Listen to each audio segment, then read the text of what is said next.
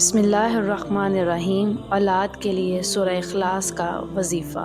السلام علیکم۔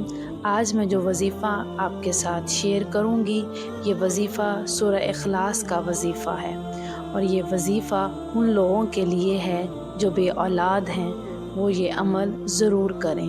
انشاءاللہ اللہ تعالیٰ اولاد جیسی نعمت سے ضرور نوازے گا۔ سورہ اخلاص کی فضیلت۔ سورہ اخلاص میں اللہ تعالیٰ نے اپنی ذات کا تعارف کروایا ہے، اور جب اللہ تعالیٰ کو پکار کر اس سے مانگیں گے تو وہ ہماری جھولیوں کو کبھی بھی خالی نہیں لوٹائے گا انشاءاللہ۔ سورہ اخلاص کو اگر روزانہ 3 مرتبہ پڑھ لیا جائے تو ایک قرآن پاک پڑھنے کے برابر اس کا ثواب ملتا ہے۔ میری دعا ہے اللہ تعالیٰ ہم سب کو اس سورت پڑھنے کی توفیق عطا فرمائے۔ وظیفہ پڑھنے کا طریقہ کچھ یوں ہے۔ اس عمل کو آپ نے مسلسل 10 دن تک کرنا ہے، اور 10 دنوں کے اندر آپ نے 1000 مرتبہ سورہ اخلاص پڑھنی ہے۔ اب اس کو پڑھنا کس طریقے سے ہے؟ نماز عشاء کے بعد کسی بھی وقت تنہائی میں بیٹھ کر یہ عمل کرنا ہے۔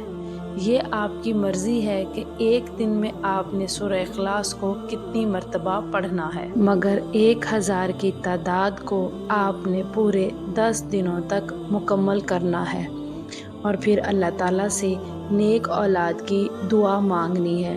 انشاءاللہ تعالیٰ اللہ تعالیٰ آپ کو بہت جلد نیک اولاد سے نوازے گا۔ ہر روز آپ نے جتنی مرتبہ بھی سورہ اخلاص پڑھنی ہے، آخر میں یہ دعا ربی حب لی من الصالحین پڑھ کر اللہ سے اولاد کے لیے دعا مانگنی ہے۔ یہ دعا حضرت ابراہیم علیہ السلام کی دعا ہے۔ وظیفے کے متعلق ضروری ہدایات۔ اس عمل کو آپ نے پورے یقین کے ساتھ کرنا ہے۔ عمل جیسے بتایا ہے آپ نے ویسے ہی کرنا ہے۔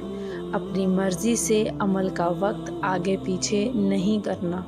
انشاءاللہ آپ دیکھیں گے کہ آپ کو اس کا کس حد تک فائدہ ہوتا ہوا نظر آئے گا۔ یہ ایک بہت ہی مجرب اور طاقتور عمل ہے۔ عمل کے دوران آپ نے کسی سے کسی بھی قسم کی کوئی گفتگو نہیں کرنی۔ اس عمل کو آپ خود بھی کریں اور صدقے کی نیت سے دوسروں کے ساتھ شیئر بھی کریں۔ شیئر ضرور کریں۔ جزاک اللہ۔ میری اللہ تعالیٰ سے دعا ہے کہ اللہ تعالیٰ تمام بے اولاد جوڑوں کو صاحب اولاد بنائے۔